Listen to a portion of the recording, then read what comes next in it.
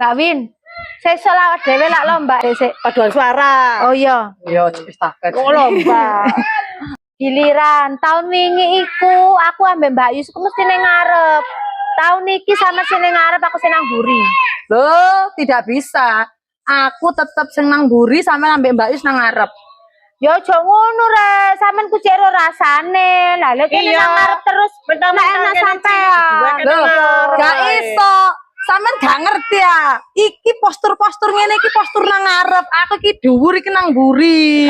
Kaolah yo gantian. Yang ngrasakno yo Apa? Kak, aku tetep nang buri. Lagian yo, engko lek sampean iki senang buri goib, gak ketorong kok sirahe. Lagian, sik goib maneh. lagian lho, sampean iki lho, kan yo apal sih lagune. Mbekan lho sampean iki lho bendina lho latihan musuk gak apa lagune. Ae, Bukan masalah apal gak apal, aku wis nyaman nang buri, aku iku dukur. Sampean ambek Mbak Yus iku posture Enggak, suaraku cempreng.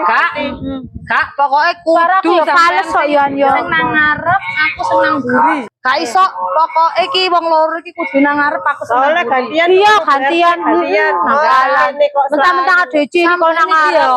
Lek nang ngarep iku ketara jelas. Nang buri gak ketara. Gak karena ketara. gak paduan suara mesti ngarep. Isin sih. Ya lah, apa saya Juli ini aku bener ndelok wajah kan Mbak Yus gantian.